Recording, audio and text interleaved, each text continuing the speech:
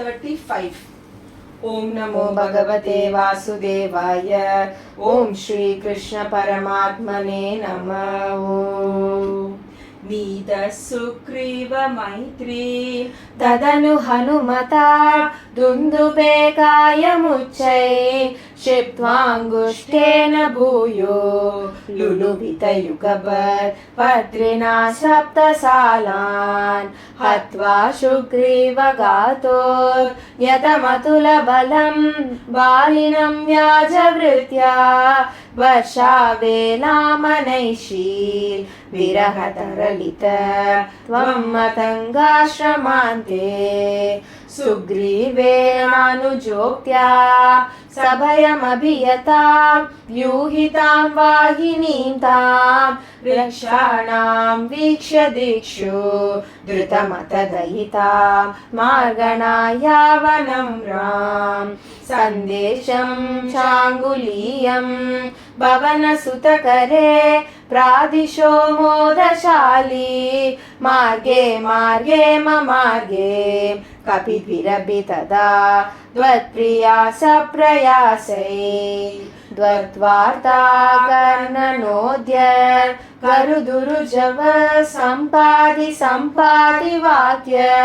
प्रोतीर्णार्नोति अन्तर्नगरि जनकजां वीक्ष्य दत्त्वाङ्गुलीयम् प्रक्षुद्योद्यानम् अक्षक्षपणशनरन सोढबन्धोदसास्यं दृष्ट्वा प्लुष्ट्वा च लङ्कां झटिति स हनुमान् मौलिरत्नं ददौ ते द्वं सुग्रीवाङ्गदादि प्रबलक दशमु चक्रविक्रान्त भूमि शक्रो विक्रम्य पारे जलति निशिशरेन्द्रानुजाश्रीयमान तत्प्रोक्तां शत्रुवार्तां रहसि निशमयन् प्रार्थना पार्थ्यरोष प्रास्ताग्नेयास्त्रतेज रसतु दधिकिरा लब्धवान् मध्यमार्गम् कीशैराशान्तरोपा हृतगिरिनिकरैः सेतुमादाप्य यातून्यामद्य दंश्रा नखशिखरिशिला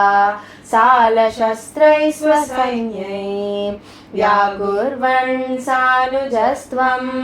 समरभुवि परं विक्रमं शक्रजेत्रा वेगान्नागास्त्रबद्ध पतगपतिकरुन् मारुतैर्मूर्छितो भू सौमित्रिस्त्वत्र शक्ति प्रकृतिगणदसु वादजानीत शैल घ्राणात् प्राणानुबेतो व्यकृणुत कुसृदेश लागिनं मेघनादम् मायाक्षोभेषु वैभीषणवचनहृतस्तम्भन कुम्भकर्णं सम्प्राप्तं कम्पितोर्वीकलमखिलचमुभक्षिणं व्यक्षिणोस्त्वम् गृह्णन् जम्बारि सम्प्रेषितरथकवसौ रावणेनाभियुध्यन् ब्रह्मास्त्रेणास्य बिन्दन् गलततिमबलाम् अग्निशुद्धां प्रगृह्णन् देवश्रेणीवरोज्जीवित समरमृतैः अक्षदैरुक्षसङ्गैः लङ्काभद्रा च साकं निजनगरमगा सप्रियः पुष्पकेन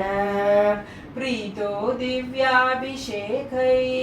आयुधसमतिकान् वत्सरान् पाह्यरंसि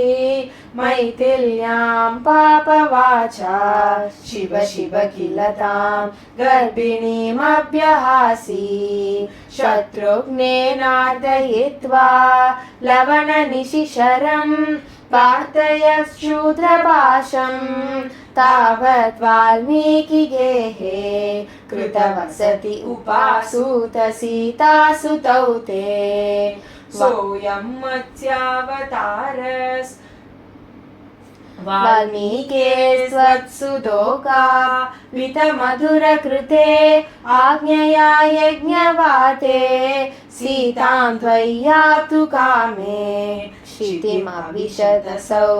त्वं च कालार्तितो भू हेतोऽसौ मित्रिघाती